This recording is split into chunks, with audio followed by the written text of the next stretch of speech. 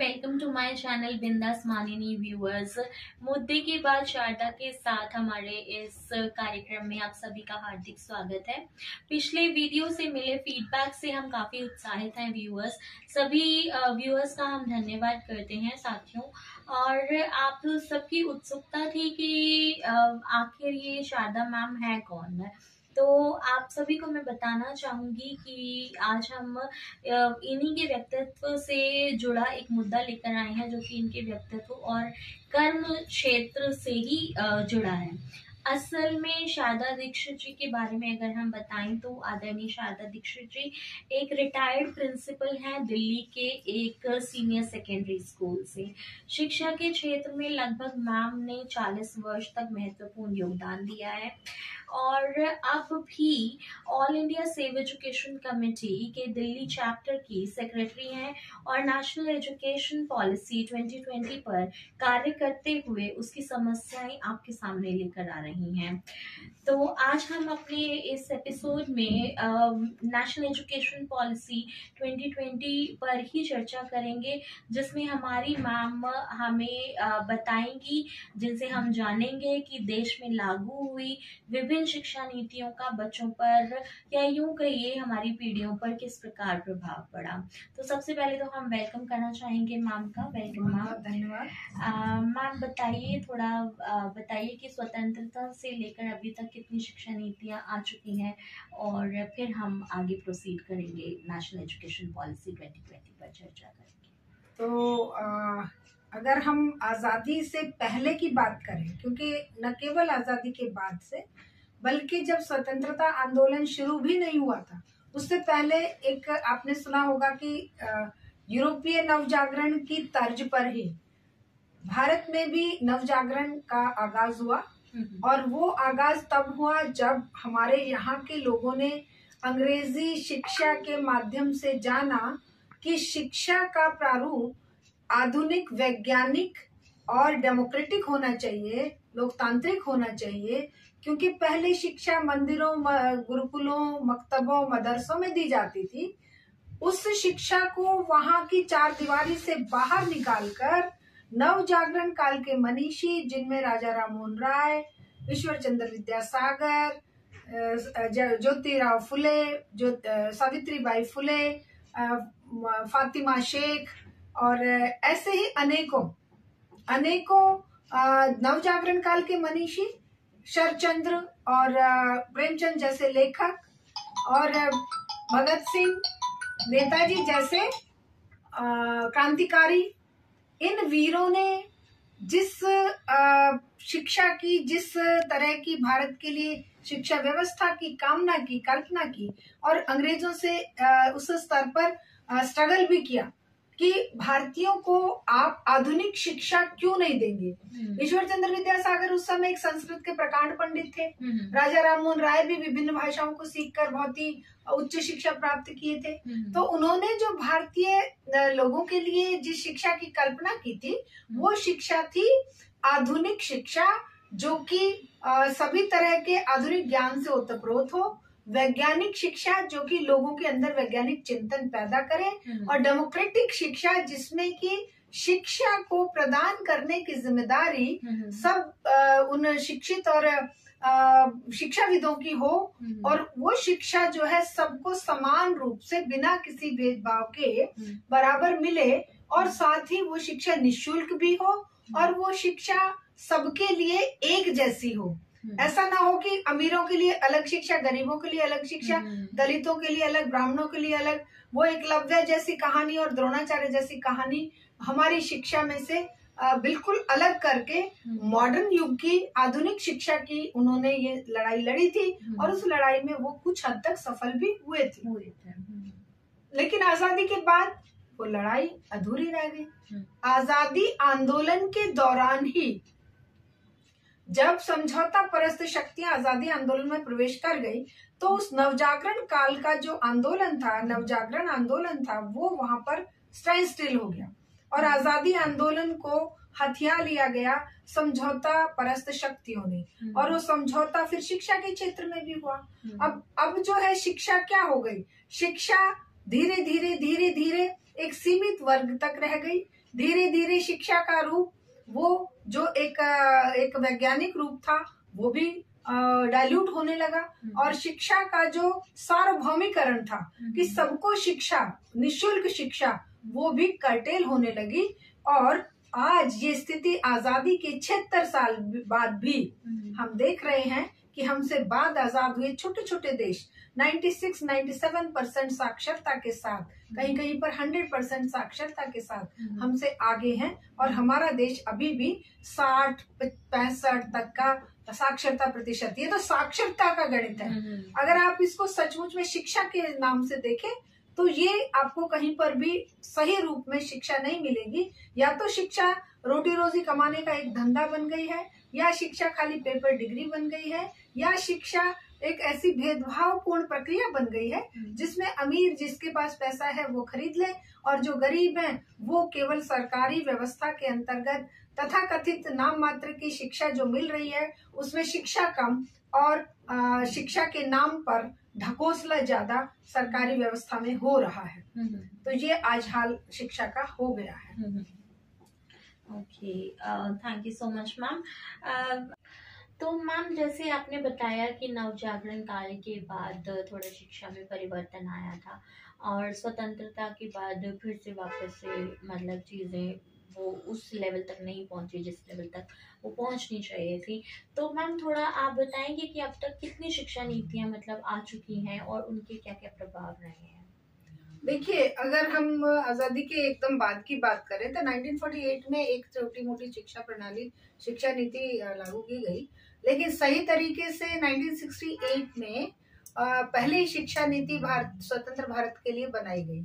और उस शिक्षा नीति में जो सबसे मतलब एक खतरनाक बात, जो कोठारी कमीशन बिठाया गया शिक्षा क्षेत्र में परिवर्तन के लिए, जो बातें हुई, तो उन्होंने कहा कि हम शिक्षा को संकुचित, हायर एजुकेशन को हम संकुचित रखेंगे क्योंकि हम पढ़े लिखे बेरोजगारों की फौज देश में नहीं चाहते। इसका मतलब ये हुआ कि शुरुआत से ही सरकार का उद्देश्य एक वैज्ञानिक चिंतन वाली ऐसी शिक्षा देना तो कतई नहीं था कि जो युवा अपने आप को देश के निर्माण में योगदान देते हुए शिक्षित होकर कुछ ऊंचा चिंतन, कुछ ऐसी चीजें देश में परिवर्तन के लिए, उन्नति और तरक्की के लिए योगदान दे सकें।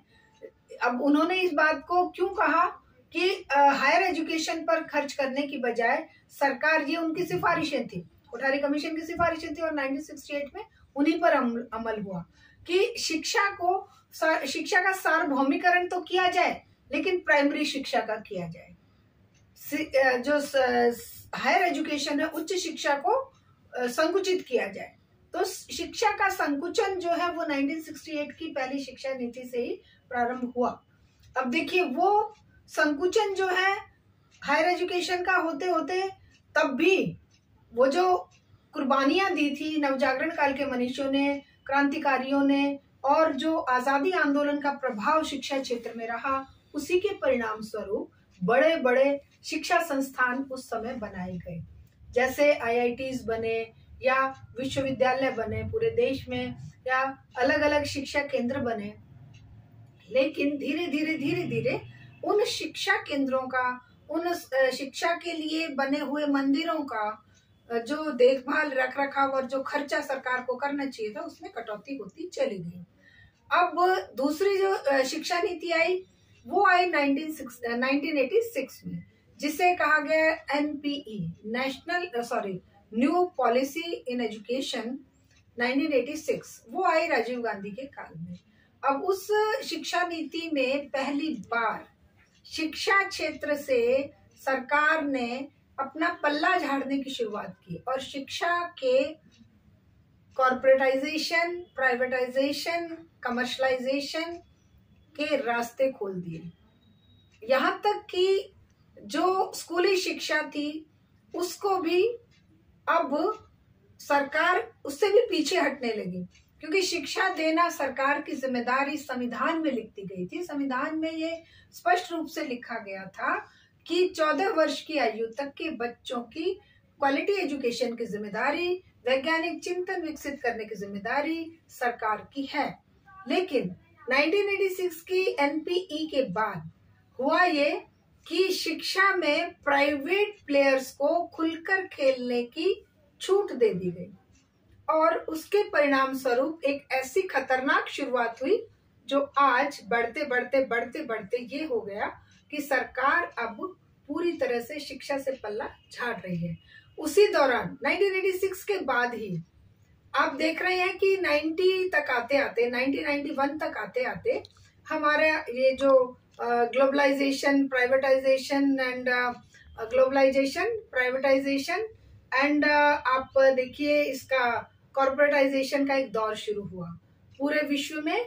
एलपीजी जिसको बोलते हैं, लिबरलाइजेशन, प्राइवेटाइजेशन एंड ग्लोबलाइजेशन, उस एलपीजी के चलते ये कहा गया कि एक ना कमेटी बनाई गई जो कॉर्पोरेट सेक्टर के बड़े बड़े दिग्गज थे उस समय, अंबानी और बिड़ला। तो अंबानी और बिड़ला के नाम से एक कमेटी गठित की गई और उस कमेटी ने 2001 में शायद, if I am not wrong, एक रिपोर्ट पेश करी। हजारों मतलब सैकड़ों पन्नों की वो रिपोर्ट थी जिसमें खुलेआम ये कहा गया सरकार से कि सरकार अब शिक्षा, चिकित्सा, सर्विसेज में जो आती थी बिजली, पानी, परिवहन और ये सब चीजें जो अभी तक एक वेलफेयर स्टेट के कर्तव्य मानी गई थी कि जिनके लिए सरकार टैक्स लेती है, उन सब क्षेत्रों से सरकार अब पीछे हटे और ये सारे के सारे क्षेत्र अब प्राइवेट सेक्टर के लिए खोल दिए जाए और अब ये एक मुनाफा कमाने का एक व्यवस्था बना दी जाए, एक कमोडिटी के रूप में, एक सामान के रूप में खरीदने और बेचने का एक प्रावधान उसने कहा। लेकिन उसे बड़े मुलम्मेदार शब्दों में, जैसे अभी एनपी जो नेशनल एजुकेशन पॉलिसी में बड़े वो मिश्री में घोले हुए शब्द, चाशनी में डुबोए हुए शब्दों से उसको रखा गया है, वैसे ही अंबानी बिड़ला रिपोर्ट में भी यही हुआ। बेशक उस रिपोर्ट को खुलेआम लागू नहीं किया गया, लेकिन उसी रिपोर्ट के आधार पर आने वाले जो पॉलिसीज बनी, आने वाले जो सारे के सारे काम हुए, सरकार ने उस बात को बिल्कुल चरितार्थ करते हुए, बिल्कुल उस पर अमल करते हुए धीरे धीरे धीरे धीरे शिक्षा के प्राइवेटाइजेशन का फ्लड गेट खोल दिया, न केवल स्कूली एजुकेशन में बल्कि हायर एजुकेशन में। ओके मैम, तो अब हम अपनी इस चर्चा को आगे बढ़ाएंगे और इस चर्चा को 4 भागों में बांटेंगे। इसी प्रकार कोशिश करेंगे कि एनईपी 2020 की खूबियों और खामियों को विस्तृत ढंग से दर्शकों के सामने रख सकें। तो एनईपी 2020 यानी राष्ट्रीय शिक्षा नीति स्कूली पठन पाठन की प्रक्रिया को कैसे प्रभावित करेगी, तो थोड़ा इस पर प्रकाश डालें। देखिए, अभी हमने बात की कि 1968 में लास्ट पॉलिसी, 1986 में हमारी दूसरी शिक्षा नीति आई थी और ये लगातार बार बार जब शिक्षा क्षेत्र में दिन पर प्रतिदिन बदहाली आती गई तो ये चारों तरफ से जोरदार मांग उठ रही थी कि शिक्षा क्षेत्र में परिवर्तन होने चाहिए, क्योंकि धीरे धीरे धीरे धीरे सरकार अपना पल्ला झाड़ रही थी और दूसरी तरफ चारों अगर सभी क्षेत्रों में देखें तो प्राइवेटाइजेशन का फ्लड गेट खुल चुका था 86 की पॉलिसी के बाद।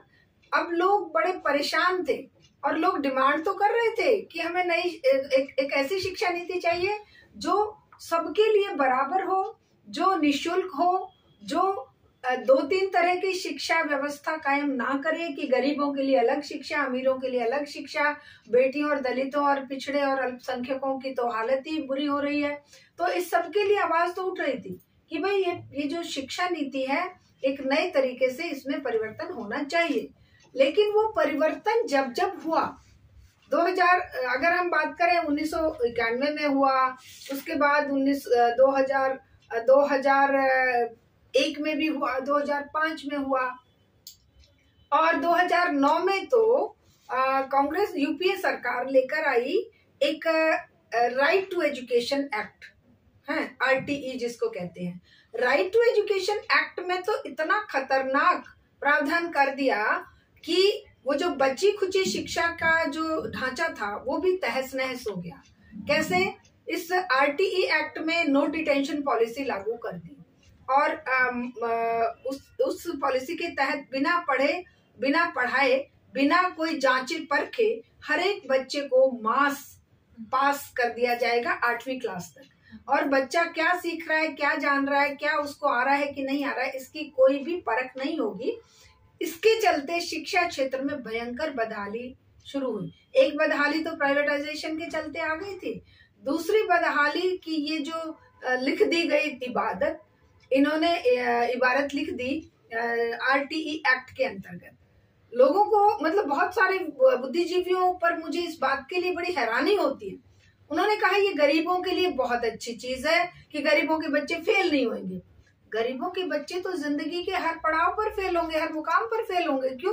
क्योंकि उन्हें 12वीं तक जाते जाते रीडिंग ही नहीं आ रही है, उन्हें सिंपल कैलकुलेशन नहीं आ रहे हैं, तो आप उनको पास कर रहे हो 8वीं तक और जिंदगी में फेल करने के लिए छोड़ रहे हो। इसी प्रकार अब 2009 की इस पॉलिसी के आगे इस पर बात होने लगी। वही सरकार जो आज सत्ता में है एनडीए की, उस समय की RTE एक्ट के अंतर्गत लगातार धरने प्रदर्शन की थी और कहा था कि CCE पैटर्न और ये जो RTE एक्ट है जिसमें नो डिटेंशन पॉलिसी लागू करी गई है, ये बहुत खतरनाक है। बहुत सारी कमेटियां बैठी और रिसर्च होके ये बात सामने आई कि 5वीं का बच्चा 3री की बुक नहीं पढ़ पा रहा है, 8वीं का बच्चा 5वीं की नहीं पढ़ पा रहा है, और 10वीं 12वीं तक जाते जाते बच्चे 9वीं 10वीं तक जाते जाते बच्चे ड्रॉप आउट हो रहे हैं। ड्रॉप आउट की संख्या बहुत भारी हो रही है। लेकिन किसी भी राज्य सरकार या केंद्र सरकार की ये हिम्मत नहीं, जब खुद वो सड़कों पर थे, खुद इसका विरोध कर रहे थे। एनडीए सरकार के जो बीजेपी के नेतृत्व में एनडीए सरकार थी कि हम नहीं चाहते कि ये नो डिटेंशन पॉलिसी लागू हो, वही सरकार सत्ता में आने के बाद खुशी खुशी नो डिटेंशन पॉलिसी को आगे बढ़ाती रही है। और मतलब सैकड़ों समितियों की रिपोर्ट आने के बाद भी, प्रथमा की रिपोर्ट आने के बाद भी, संसद समितियों की रिपोर्ट आने के बाद भी कि ये बहुत ही डिजास्टरस है एजुकेशन के लिए, नो डिटेंशन पॉलिसी से वापस आज तक पूरी तरह नहीं लिया गया। सरकार ने क्या कह के पल्ला छुड़ा लिया कि केंद्र सरकार ने कि राज्य सरकारों की जिम्मेदारी वो लागू करें या ना करें। राज्य सरकारें उनसे भी आगे, राज्य सरकारें कह रही हैं कि भाई हम तो जो केंद्र सरकार कह रही है हम तो उसी के अकॉर्डिंग चल रहे हैं, हमें तो कोई दिक्कत नहीं है। दिक्कत किसको है? दिक्कत हम जैसे लोगों को है जो इस दर्द को महसूस करते हैं कि 12वीं का बच्चा, 10वीं का बच्चा भी अच्छी तरह से रीडिंग नहीं जानता, राइटिंग नहीं जानता। इसका मतलब ये हुआ कि कोई भी सरकार नहीं चाहती कि बच्चे लिखना पढ़ना सीखें। ज्ञान प्राप्त करने के लिए जो उनको एक बेसिक जो एजुकेशन चाहिए उससे वंचित करके ये बच्चों को बर्बाद करने की तरफ धकेल रहे हैं। उस RTE एक्ट के बाद अब ये नई शिक्षा नीति जो नेशनल एजुकेशन पॉलिसी 2020 आई है, ये तो उसकी भी और आगे की तबाही की इबादत लिखती है। ओके तो मैम, जहाँ तक हम अभी तक समझ पाए हैं तो इसका मतलब तो ये है कि NEP 2020 आने से पहले ही शिक्षा की बदहाली शुरू हो चुकी थी। बिल्कुल बिल्कुल, ये बिल्कुल सच कहा आपने कि शिक्षा की बदहाली के लिए वर्तमान सरकार ही नहीं, जितनी भी सरकारें अभी तक आई हैं आजादी के 76 साल बाद, सब सरकारों ने शिक्षा को जड़मूल से खत्म करने की एक साजिश करी है। न केवल देश में बल्कि विदेशी, आप चाहे वर्ल्ड बैंक की बात करें, चाहे आप इसकी जो भीखा कटोरा लेके हम दूसरे ऑर्गेनाइजेशंस के सामने खड़े रहते हैं कि जी हमें मिड डे मील की जो व्यवस्था हो रही है ये तो सारी दूसरी एजेंसियों के माध्यम से हो रही है। तो इन सब के आधार पर हम ये कह सकते हैं कि शिक्षा को बर्बाद करने का काम केवल अभी वर्तमान NEP ने नहीं किया है, वो पहले से बर्बाद हुई शिक्षा को एक सत्यानाश जो चल रहा था उसको सवा सत्यानाश मोड पर लाने का काम NEP ने किया है। अब हुआ ये कि जो सरकार खुद शिक्षा को बर्बाद और तहस नहस करने के विरोध में सत्ता में आई थी, उस सरकार ने, उस पार्टी ने ये जान लिया कि जो खुद कॉर्पोरेट के गुलाम रहकर शिक्षा को बेचने के लिए सब कुछ न्यौछावर कर दिए थे, अब हम भी तो कॉर्पोरेट की सेवा करें, हम भी तो प्राइवेट प्लेयर्स को और कॉर्पोरेट को, कॉर्पोरेट को और वर्ल्ड बैंक को और IMF को, उनको हम भी तो जवाब दे हैं। हम जनता को लूटकर जनता को अनपढ़ और गंवार नहीं रखेंगे। जनता को लूट कैसे पाएंगे? जनता को लूटने के लिए तो सीधी बात है, उनको अनपढ़ रखना, उनको जाहिल रखना, उनको शिक्षा से वंचित रखना ही तो एक हथियार के रूप में काम आ सकता है। तो वो हथियार का इस्तेमाल वर्तमान एनडीए सरकार ने भी बखूबी किया और 2015 से लेकर 2016 में इन्होंने एक कमेटी, सुब्रमण्यम कमेटी के अंतर्गत एक बड़ा सा ड्राफ्ट लाए, उसका हमने विरोध किया। Save education committee, all India save education committee और देश भर के शिक्षाविद, जो ये थे चांसलर, वाइस चांसलर्स और आपके प्रोफेसर्स और स्टूडेंट्स ऑर्गेनाइजेशन, विभावक ऑर्गेनाइजेशन, सब लोग जो 2016 में ये लाए एक ड्राफ्ट, उसका हमने विरोध किया। लेकिन फिर कमेटी का नाम बदल दिया गया, सुब्रमण्यम कमेटी के नाम से बदलकर अब नासा के जो डायरेक्टर थे कस्तूरी रंगन, उनके नाम से एक नई कमेटी बना दी और 2019 में नई कमेटी के नाम से एक ड्राफ्ट जारी कर दिया। तो उस ड्राफ्ट के 680 पेज हिंदी में थे और 450 पेज इंग्लिश में थे। वो ड्राफ्ट जब आया पहली बार, पूरे देश में तहलका मच गया, सबने उसका विरोध किया कि भाई ये है क्या, ये क्या ड्राफ्ट है, इसमें किसकी राय से शिक्षा नीति बनी है। जबकि शिक्षा नीति बनाने का काम एक डेमोक्रेटिक व्यवस्था में, एक जनवादी व्यवस्था में होना चाहिए। शिक्षाविदों का, प्रोफेसर्स का, स्टूडेंट्स ऑर्गेनाइजेशन की सहमति से और बड़े बड़े शिक्षाविद जिन्होंने जीवन भर शिक्षा में लगाया है, उनकी सहमति से कोई भी शिक्षा नीति बननी चाहिए। हमारी ये जो ड्राफ्ट बना 2019 में जो जारी किया, किसकी सहमति से जानते हैं? मुट्ठी भर जो शिक्षा संगठन, जो शिक्षक संगठन, शिक्षक मंडल कोई था पता नहीं, वो उसका कहीं अस्तित्व हमने कभी सुना नहीं था अपने टीचिंग कैरियर में। और जो शिक्षा, जो सत्ता के समर्थक स्टूडेंट ऑर्गेनाइजेशन, अब आप समझ सकते हैं कि शिक्षा जो हमारी जो वर्तमान सरकार है, उसका जो एक ऑर्गन है, विद्यार्थी ऑर्गन जो है, उसकी राय लेकर और ऐसे ही गुमनाम कई संस्थाओं का नाम लिखकर उसमें लिख दिया कि हमने इन सब से राय ले ली है शिक्षा नीति का ड्राफ्ट बनाने के लिए। बनाया कैसे था वो?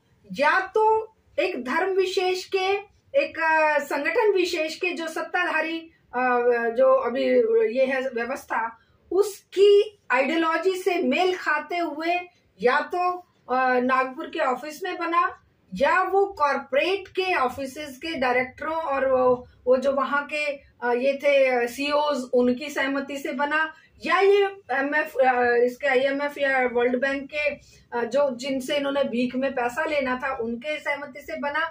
ये ड्राफ्ट जो बनकर तैयार हुआ, किसी को समझ नहीं आया, किसी को पता नहीं चला कि ये है क्या, क्योंकि इसमें तो शिक्षा सुधार की तो कोई बात था ही नहीं। ये वो पुरानी नई बॉटल में पुरानी शराब के रूप में डालकर परोस दी गई। वो जो 86 की जो कमियां जिनके लिए पूरे देश में हाहाकार मचा हुआ था, उनको ही और एक्सट्रीम तक पहुंचाने का काम ये नीति कर रही है। जैसे प्राइवेटाइजेशन और कमर्शलाइजेशन और आपका ये जो इवन की सैफरनाइजेशन की जो इबारत ये लिखने के लिए इन्होंने जो लिखी है, उस सब का विरोध इस ड्राफ्ट के जारी होने के तुरंत बाद होना शुरू हो गया था। लेकिन जो छात्र संगठन बाहर निकले, उन पर लाठियां भांजी गई। जो शिक्षक संगठन, छात्र संगठन और अभिभावक संगठन मिलकर जो भी आंदोलन चलाए, यूनिवर्सिटियों में जो आंदोलन चले इसके विरोध में, या कैंपसेस में चले या कॉलेजेस में चले, उन सबको बदनाम करके किसी न किसी रूप में या तो उनको जेल में डाल दिया, मुंह बंद कर दिया। अभी in the mean time corona का ड्रामा खड़ा हो गया। 2020 में कोरोना की वो लागू हो गई।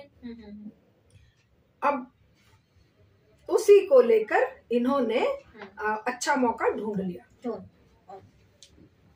ओके, तो मैम आपने जैसे बताया कि इसकी ड्राफ्टिंग किस तरह से हुई, तो हमें काफ़ी इस बारे में नॉलेज और मिली। और जिस तरह से ड्राफ्टिंग होने के बाद में लोगों के ने जिन्होंने अपोज किया, जिन्होंने विरोध किया, तो उनके अगेंस्ट भी इन्होंने झूठे चार्जेस या कुछ भी इस तरह का लगा के उनको, मतलब उनकी वॉइस को वहीं पर बंद करने की कोशिश की। तो अभी आप हमें थोड़ा ये बताइए कि जब इसकी ड्राफ्टिंग इस तरह से हुई थी, तो इसके इम्प्लीमेंटेशन का भी प्रोसीजर कुछ अटपटा सा ही रहा होगा फिर तो एक्चुअली जैसा मैंने बताया कि 2020 में कोरोना की घोषणा कर दी। पहले जब इसे मतलब ड्राफ्ट को पेश किया था, तो पब्लिक डोमेन में 1 महीने के लिए डाला और बोले कि आप इसमें अपनी राय दीजिए। लोगों ने शोर मचाया, नहीं 15 दिन के लिए पहले डाला, फिर उसको बढ़ाकर 1 महीना कर दिया, फिर 2 महीने कर दिया। तो लोग क्या 650 पेज को कोई कितनी जल्दी पढ़ सकता है और क्या उस पर लिख सकता है। तो अब लोग कोई इसी काम के लिए थोड़ी बैठे थे, ये तो सालों साल चलने वाला प्रोसीजर होता है। तो इन्होंने उसको तुरंत फुरत जो है लोगों को, अपने ही लोगों की राय उसमें ऐड करते हुए कि जी हमें फीडबैक मिल गया है, और उस 680 पेज को और 450 इंग्लिश के पेज को कंक्लूड करते हुए 67 पेज की एक NEP 2020 के नाम से एक वो ड्राफ्ट बना के, मतलब चीजें सारी वही की वही रखी, लेकिन कहा कि हमने सारे वो इनकॉर्पोरेट कर लिए हैं, जो भी सजेशन आए, जो भी ऑब्जेक्शंस आए, किया कुछ नहीं था। केवल एक कि भाई पहले उसमें खाने के लिए हम जो मिड डे मील का या इसका ब्रेकफास्ट भी ऐड कर दिया, ब्रेकफास्ट में हमने केले ऐड कर दिए, मतलब इस तरह के जो मामूली से चेंज थे उसको इन्होंने इम्प्लीमेंट करते हुए, और 29 जुलाई 2020 के उस दौरान जब पूरे विश्व में कोरोना का महासंकट छाया हुआ था और लोगों को घर से बाहर निकलने की होश नहीं था, उस समय के जो ये थे HRD मिनिस्टर निशंक, पोखरियाल निशंक जी ने आकर टीवी पे घोषणा कर दी कि नई शिक्षा नीति डिक्लेयर्ड और ये लागू हो जाएगी। अब भाई सब भौचक्के रह गए, अरे जिस शिक्षा नीति पर शिक्षाविदों ने बात नहीं करी, जिस शिक्षा नीति पर छात्रों ने बात नहीं करी, शिक्षकों ने बात नहीं करी, यूनिवर्सिटीज में जिस पर बहस मुबाहिसा नहीं हुआ, संसद के पटल पर जो नीति नहीं रखी गई, जहां पर पक्ष विपक्ष में आपस में एक मंथन नहीं हुआ, उस नीति को जो विश्व में कहीं पर भी ऐसा नहीं होता है, और जो हमारे देश के पीढ़ियों के भविष्य को बनाने बिगाड़ने वाली नीति है, उस नीति को तुम ऐसे प्रस्तुत करोगे और ऐसे उसको डिक्लेयर करके थोप दोगे, तो ये जो नीति का बनाने का तरीका फॉल्टी, उसे पेश करने का तरीका फॉल्टी, और उसे इम्प्लीमेंटेशन का तरीका फॉल्टी। इम्प्लीमेंटेशन के लिए जोर जबरदस्ती से चारों तरफ स्कूलों पे, कॉलेजों पे, स्कूल कॉलेज के एडमिनिस्ट्रेशन पे, यूनिवर्सिटियों में जोर जबरदस्ती से लागू करो लागू करो लागू करो, अजीब माहौल बना दिया है। एक भारतीय शिक्षण मंडल के नाम से एक वो ऑर्गेनाइजेशन जो कि IKS क्या है, इंडियन नॉलेज सिस्टम, और पता नहीं क्या अजीबो गरीब वो तर्क लेकर ये लोगों के बीच में आए हैं, और छात्र भी हो चुके हैं, टीचर्स भी हो चुके हैं। मैं अपना एक्सपीरियंस बताती हूँ, हम इस पर लगातार स्ट्रगल कर रहे हैं। 2016 से ही हम आवाज उठा रहे हैं, बल्कि छोड़िए, हम तो 1989 में जब पहली बार 86 में जब पॉलिसी आई थी, राजीव गांधी लाए थे, उसके बाद 1989 में all India save education committee का गठन हुआ, तब के बाद से शिक्षा की बदहाली पर हम लगातार आवाज उठा रहे थे। लेकिन अब जैसे दिन पे दिन स्थिति गिरती जा रही थी, तो 2016 के ड्राफ्ट पर हम लोग हंगामा कर रहे थे, मतलब एक लगातार आंदोलन चला रहे थे, और 2019 के उस ड्राफ्ट पर भी हम लोग आंदोलनरत थे पूरे देश में। और जब हमने ये देखा कि अरे ये तो मतलब बर्बाद हो रहा है सब कुछ, तो हम लोग जब, और वो फिर 67 पेज का ड्राफ्ट डिक्लेयर कर दिया, वो मतलब पॉलिसी डिक्लेयर कर दी, तो उसके बाद हम कॉलेजेस, यूनिवर्सिटीज में सब जगह पे डिस्कशन रख के लोगों से मिले, प्रिंसिपल से, प्रोफेसर से, स्टूडेंट से, अभिभावकों से, कि भाई नई शिक्षा नीति क्या है, नेशनल एजुकेशन पॉलिसी क्या, आप जानते हो? एक भी बंदा ऐसा नहीं मिला कि जी हाँ मैंने वो पढ़ी है। कुछ लोग मिले, लेकिन वो लोग मिले जो आंखों पर पट्टी बांधकर सरकार के द्वारा थोपी गई किसी भी नीति को सादर भाव से एक्सेप्ट करते हैं, जिन्होंने पढ़ा नहीं होता। वो सिर्फ ये कहते हैं अच्छा सरकार जो कर रही है ठीक कर रही है, भाई वो हमारी सरकार है ना, वो सब सही करती है, भाई वो कुछ गलत नहीं कर सकती, भाई वो चाहे तुम्हारे हाथ में लाठी पकड़ा के ये कहे कि मारो फलाने धर्म के आदमी को, चाहे वो तुम्हें कहे कि भाई कांवड़ लेने के लिए जाओ, तो वो कहेंगे बस जो कह रही है, जो भाई हमारे ऊपर फूल बरसाए जा रहे हैं। भाई ऐसे लोगों ने तो इसको कहा कि हाँ हमने पढ़ी है, जबकि जब उनसे मैं पूछ रही हूँ कि भाई अच्छा उसके कुछ पॉइंट बताइए, नहीं सब ठीक है, सरकार जो कर रही है, सरकार ने सेमिनार कर रहे हैं, सरकार ने फलाना किया, सरकार कर रही है, सरकार तो बड़ी अच्छी पॉलिसी लेकर आई है। तो जब हम पूछे कि क्या है उसमें अच्छा, देखो जी पहले भी तो बहुत खराब था, मतलब पहले खराब था इसलिए उसको और खराब करने के लिए लाए हैं, लेकिन हम उसके साथ हैं। तो ये उन लोगों की तो बात है, लेकिन जो भी प्रबुद्ध लोग मुझे मिले, प्रोफेसर मिले, प्रिंसिपल्स मिले, टीचर्स मिले, सब भी स्कूलों के, कॉलेजेस के, और सब, वो किसी ने पढ़ा नहीं था उसको पूरा। और आज भी केवल वो 67 पेज का एक वो ड्रामा खड़ा करके दे, लेकिन उसके पीछे के जो 680 पेज है उनको छुपा दिया गया। वो 680 पेज मेन है, ये जो एक इबारत लिख दी है उसमें पॉइंट्स में, उसका कोई महत्व नहीं है कि ये शिक्षा नीति है। वो शिक्षा नीति नहीं है, नीति वो है जो ड्राफ्ट बनाया था, जिसको ये लागू कर रहे हैं। तो इस तरीके से अब जो है शिक्षा के क्षेत्र में इस बदहाली में कई तरह के परिवर्तन, जैसे पहले अगर हम बात करें संस्थागत ढांचागत परिवर्तन, ढांचा मतलब एक स्ट्रक्चरल चेंज, स्ट्रक्चर जो था 10+2 का है, उसको खत्म करके इन्होंने बना दिया 5+3+3+3+4। मतलब सालों तक तो ये किसी को समझ ही नहीं आया कि ये क्या है भाई 5+3+3+4, इसका मतलब क्या बनता है, कुछ नहीं पता चल रहा लोगों को। बड़े मतलब मैं तो अपना एक्सपीरियंस बताती हूँ कि लोगों ने इसके बारे में, अच्छा जी 5 क्या है, उन्हें ये नहीं पता है कि ये 5 एंट्री की एज लिखी है या टोटल उसके मतलब स्कूलिंग की एज लिखी है, ये है क्या 5, फिर +3+3+4। पहले तो ये जो 10+2 था सीधा सीधा सा हिसाब था, लोगों को समझ आ रहा था। और विश्व के किसी भी देश में इस तरह की व्यवस्था है ही नहीं जो लोग उससे समझ लें कि हाँ भाई ये वहां पर भी है, यहाँ पर भी है। इन्होंने पता नहीं कहाँ से 5+3+3+4 का फॉर्मूला पकड़ा और उसको यहाँ पर थोप दिया। तो इस तरह की जो व्यवस्था है, उस व्यवस्था के विरोध में हम लोग आवाज बुलंद कर रहे हैं। तो वो ढांचा जो था, एक जो सीधा सपाट ढांचा हमें समझ आ रहा था, हम तो उसका भी विरोध कर रहे थे, क्योंकि 11 जब हम लोग पढ़ रहे थे तो हायर सेकेंडरी होती थी, 11th क्लास के बाद सीधा कॉलेज होता था। तो एक तरह से 11 साल वो और भाई 16 साल का बच्चा हो गया और 3 साल वो 16, 3, 18, 19 साल का बच्चा ग्रेजुएशन कर लेता था। +2 होने के बाद वो 1 साल बढ़ गया था कि अब 12वीं के बाद बच्चा करता था। तो अब जो है अब उसमें और सालों में इंक्रीज कर दिया, स्कूलिंग के पीरियड और बढ़ा दिए।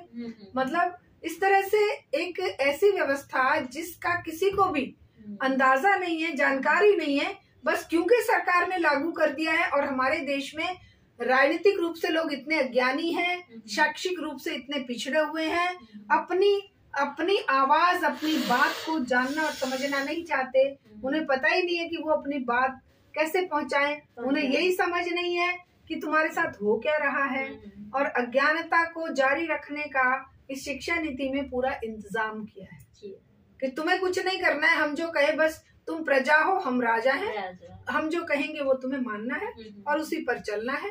तो ये जो ढांचा बना है 5+3+3+4, उसके जो शुरुआत के 5 साल हैं, उन 5 सालों का मतलब ये हुआ कि 3 साल का बच्चा स्कूल में एंटर करेगा। विश्व में कहीं पर 3 साल के बच्चे की स्कूल में रेगुलर शिक्षा की एंट्री नहीं है। हर एक देश में 5+, कहीं पर 6+ ईयर्स में ही बच्चा रेगुलर स्कूलिंग का पार्ट बनता है।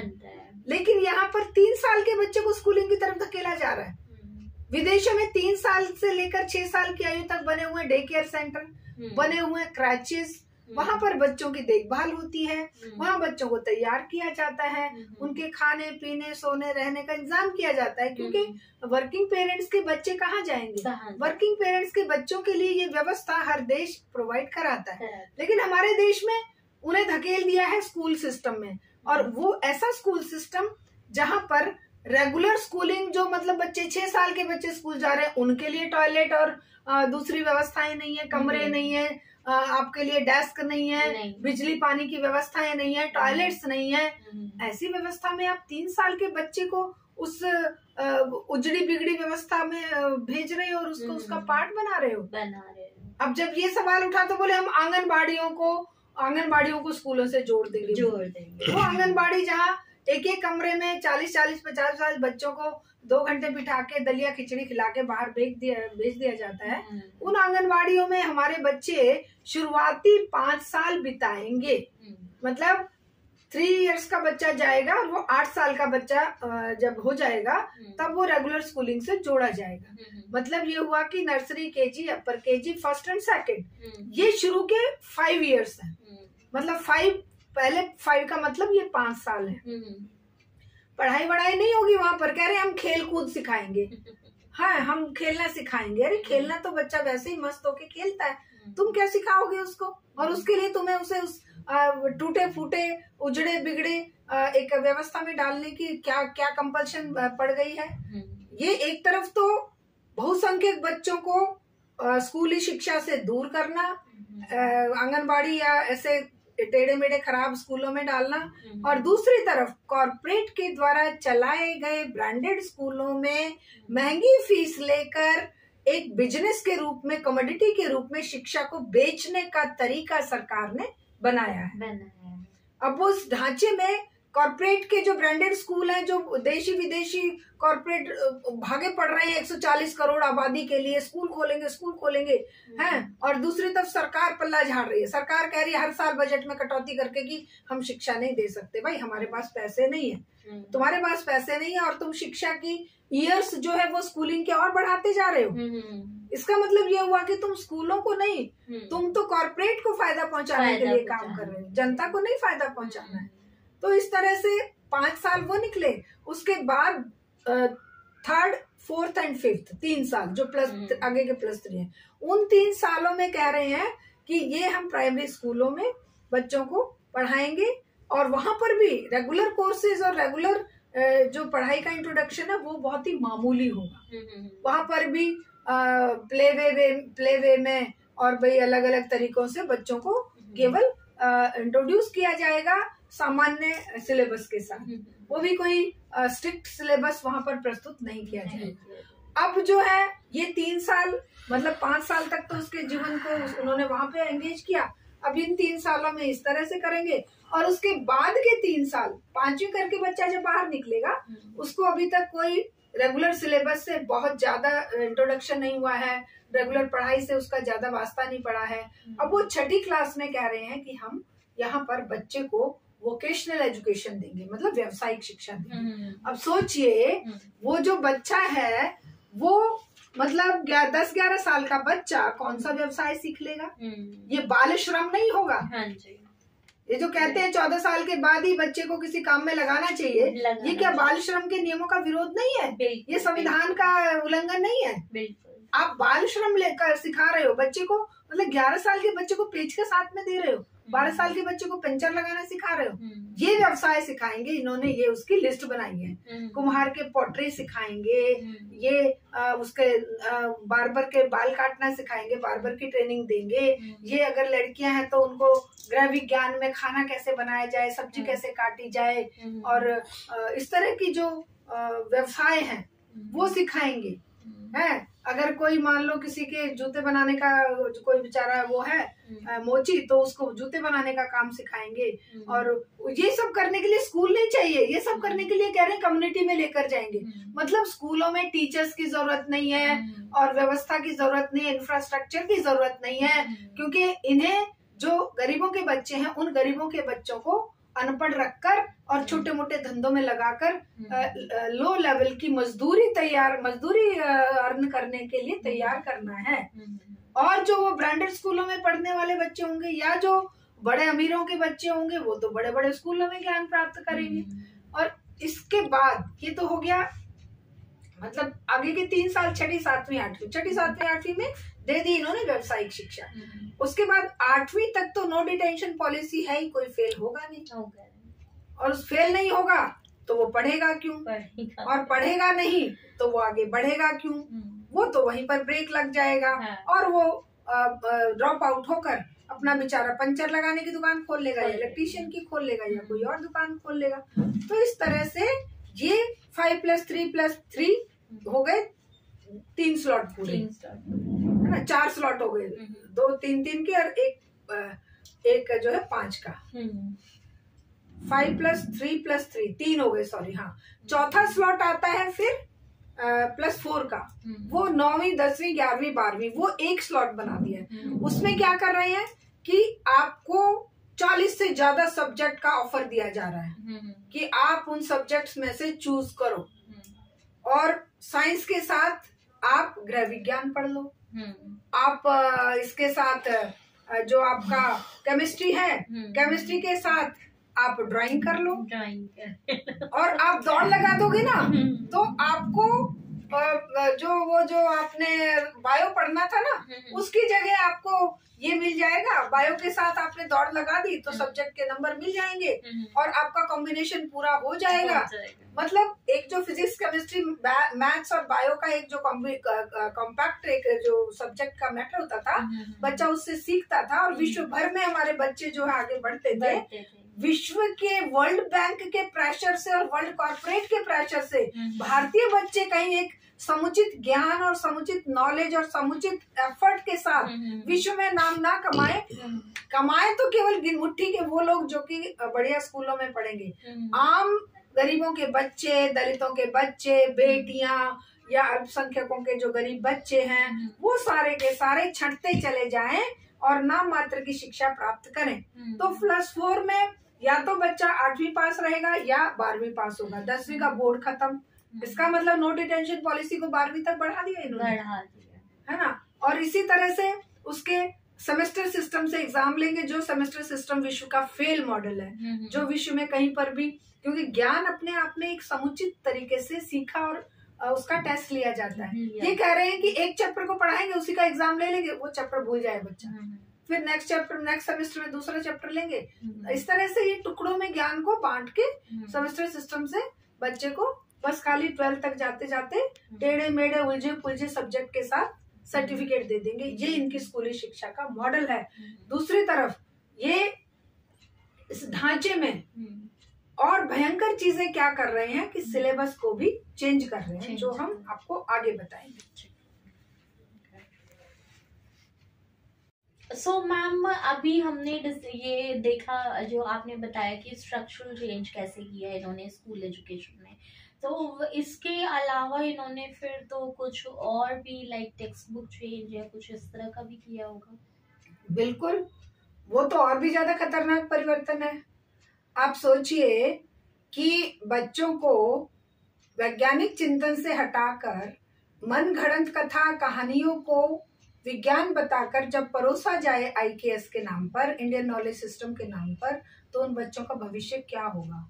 कितनी हास्यास्पद स्थिति होगी जब वो बच्चे पुष्पक विमान को कहेंगे कि ये भारत में 5000 साल पहले बने थे, जब बच्चे ये कहेंगे कि गौमूत्र पी लेने से कोरोना ठीक हो जाता है, जब वो बच्चे ये कहेंगे कि भाई हमारे वेदों में तो प्राचीन सारी जो आज को ये इन्वेंशन हुई है सारी तो पहले से हैं, तो क्या उनका मजाक इंटरनेशनल लेवल पे नहीं उड़ेगा? क्या वो बच्चे उन बच्चों के साथ एकाकार हो पाएंगे जो बच्चे आधुनिक ज्ञान विज्ञान की शिक्षा प्राप्त कर सबूतों के आधार पर जो इस ज्ञान विज्ञान को अगले चरण तक ले जाने के लिए आगे बढ़ेंगे? वहाँ हमारे बच्चे ये किताबों में परिवर्तन कर रहे हैं। इन्होंने हिंदी के जितने प्रगतिशील कवि थे उनकी रचनाओं को डिलीट कर दिया, निकाल दिया है। सिलेबस का बोझ कम करने के नाम पे, सिलेबस हल्का करने के नाम पे इन्होंने हिंदी के साहित्य को बर्बाद कर दिया है। उसमें से सारी वो चीजें निकाल दी हैं, निराला जैसे कवियों को निकाल दिया है। आप जो भी प्रगतिशील नाम ले लीजिए, उन सबको ये दुश्मन समझ रहे हैं। दूसरी तरफ अंधता बढ़ाने वाले, जो इनकी आइडियोलॉजी को पुख्ता करने वाली रचनाएं या जो भी इनके अपने मनगढ़ंत जो व्यवस्था को सपोर्ट करने वाले चीजें हैं वो इसमें डाल रहे हैं। हिंदी इंग्लिश को इस तरह से साहित्य को बर्बाद कर दिया है। सोशल साइंस में इन्होंने रामायण महाभारत को ऑथेंटिक एक तरह की किताबें बनाकर पढ़ाने का प्रावधान अभी NCERT के एक कमेटी ने सजेस्ट क्या मतलब एक वो दिए, सिफारिश दिए कि अब जो है रामायण और महाभारत अपने आप में सामाजिक विज्ञान का विषय होंगे। जो सामाजिक विज्ञान का विषय थी इतिहास में मनमाने परिवर्तन कर रहे हैं। जैसे मुगल पीरियड का पूरा जो मुगल साम्राज्य का जो पीरियड है वो पूरा कट कर दिया है। अब इनसे कोई पूछे भाई मुगल आए ही नहीं इस देश में, तो भाई ये लाल किला कैसे बन गया, भाई ताजमहल किसने बना दिया, और भाई तुम्हारे राणा प्रताप लड़े तो लड़े किससे, राणा प्रताप खुद ही लड़ते रहे। ये सारी चीजें अपने आप बनकर खड़ी हो गई। या भाई जो भी आज तुम व्यवस्थाएं देख रहे हो वो कैसे तुम किसी एक पर्टिकुलर 500-700 काल के पीरियड को डिलीट कर सकते हो? तुम पूरा अपना सॉरी अपना पूरा जो ये है आपका पूरा जो मौर्य काल है या उससे पहले आपका जो और दूसरे काल है, उन कालों को लेकर और सीधे आधुनिक काल में प्रवेश कर देंगे। बीच का सब कुछ कट कर देंगे आप, है? अंग्रेजी साम्राज्य के दौरान भी, ब्रिटिश साम्राज्य के दौरान भी जो हमारे संघर्ष हुए, नवजागरण काल के मनीषी हुए, वैज्ञानिक हुए, या भाई क्रांतिकारी लोग हुए, क्रांतिकारी आंदोलन में कुर्बानियां देने वाले 7-8 लाख लोग हुए, किसी का कोई जिक्र नहीं है। जिक्र किनका कर रहे हैं? माफी वीरों का कर रहे हैं। किताबें किनकी बना रहे हैं? उनकी बना रहे हैं जिन्होंने अंग्रेजों को यहाँ रखने के लिए जी तोड़ मेहनत करी और कहा कि दुश्मन हमारे अंग्रेज नहीं है, दुश्मन तो हमारे मुस्लिम है। वो मुस्लिम जो इस देश में बाहर से आए और यहाँ के होकर रह गए, यहाँ की मिट्टी में रच बस गए, यहाँ की परंपराओं का हिस्सा बन गए, यहाँ पर अपने धन का जो भी यहाँ से उन्होंने कलेक्शन किया टैक्स के रूप में या किसी भी रूप में, उसको यहीं पर खर्च किया, उनको तो ये दुश्मन बताते थे। और वो अंग्रेज जो शुरू से लेके आखिर तक हमें लूटने के नाम से, आय व्यापार के नाम से और लूट कर एक ड्रेनेज ऑफ वेल्थ का सिस्टम बनाकर इनकी जो मिलें थी औद्योगिक क्रांति की, मैनचेस्टर की मिलें किसके दम पर चली?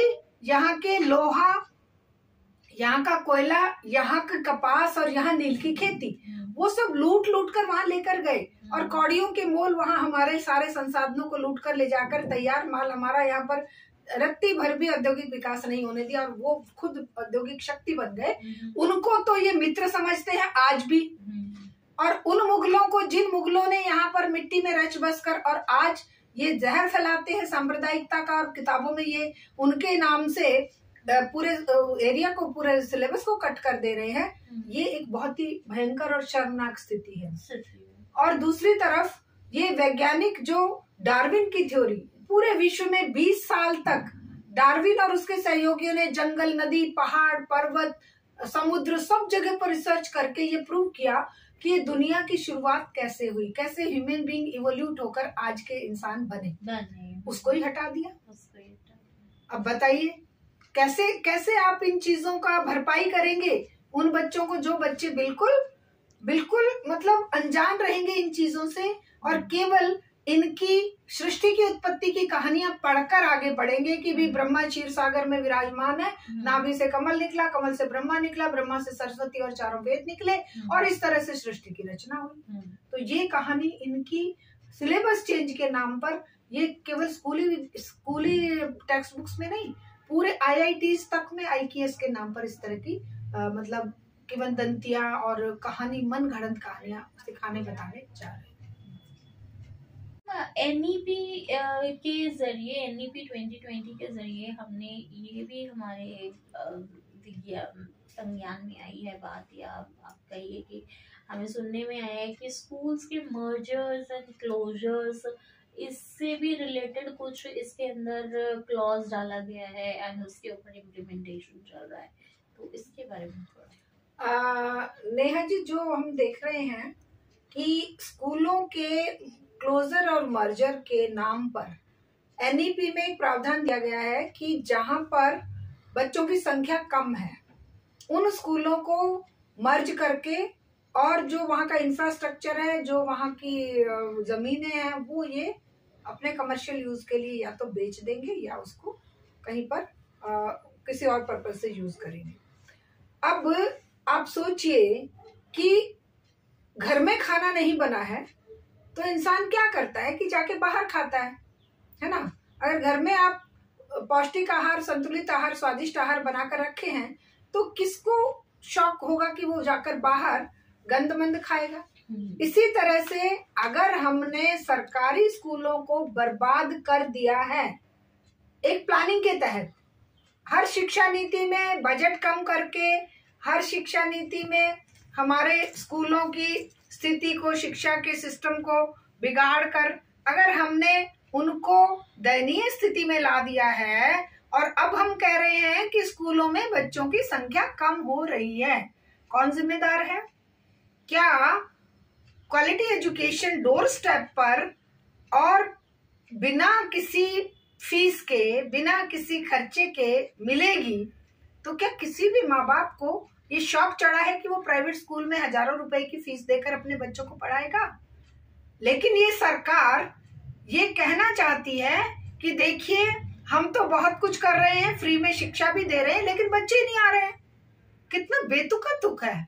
आप इंफ्रास्ट्रक्चर डेवलप नहीं कर रहे हैं, आपने एडमिनिस्ट्रेशन को खुली छूट दे रखी है, आपने टीचर्स, असल में तो टीचर्स 10-12 लाख टीचर्स की वैकेंसियां खाली है, भरी नहीं, और जो है उनको भी टीचिंग के अलावा 70 काम और दे रखे हैं।